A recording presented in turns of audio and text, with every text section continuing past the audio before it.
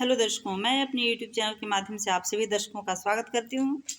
और आज एक कबीरदास जी के दोहा के माध्यम से मैं कुछ संदेश देना चाहती हूँ।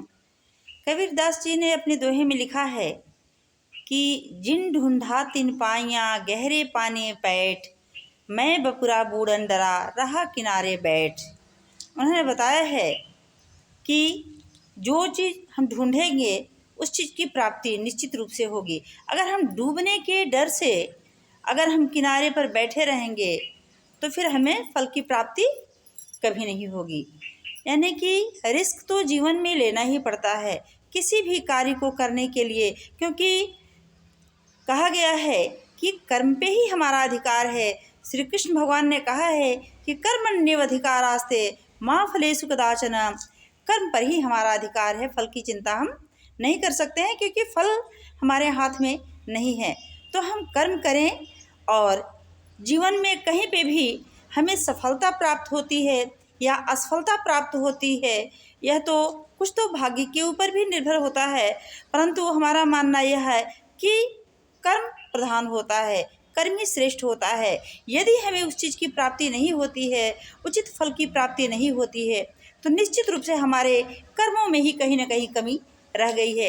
इसलिए हम कर्म करें और रिस्क लेते हुए कर्म करें कि हमें जो भी फल की प्राप्ति होगी उसको उसके असफलता के बारे में न सोचते हुए हम आगे की ओर ही बढ़ते रहें, क्योंकि चलती का नाम ही गाड़ी है, चलते रहने का नाम ही जीवन है। यदि हम रुक जाते हैं, पानी भी यदि स्थिर हो जाता है तो उसमें सड़न पैदा हो जाता है। उसी प्रकार से जल चलता रहता है, बहता रहता है, वह जल रुके हुए जल की अपेक्षा स्वच्छ माना जाता है। तो हम निरंतर कर्म करते रहें, अपने प्रयास करते रहें, तो एक दिन हमें लक्ष्य की प्राप्ति हमें ज़रूर होगी। और डूबने के डर से या असफलता के डर से हम अपने कार्य को नहीं रोक सकते। हमें पता है कि जिसने भी जन्म लिया है निश्चित रूप से एक दिन उसकी मृत्यु होगी, फिर भी हम निरंतर अपने उद्देश्यों की प्राप्ति के लिए प्रयास करते रहते हैं, अपने जीवन को जीते रहते हैं, चलते रहते हैं, रुकने का नाम नहीं लेते हैं। तो यही हमारा जीवन है और यही हमारे जीवन का उद्देश्य है।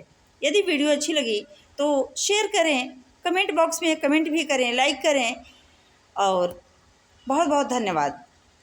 ऐसे ही बहुत सारी वीडियो को सुनने के लिए हमारे चैनल को अभी तक जो लोग सब्सक्राइब नहीं किए हैं, सब्सक्राइब भी करें। धन्यवाद।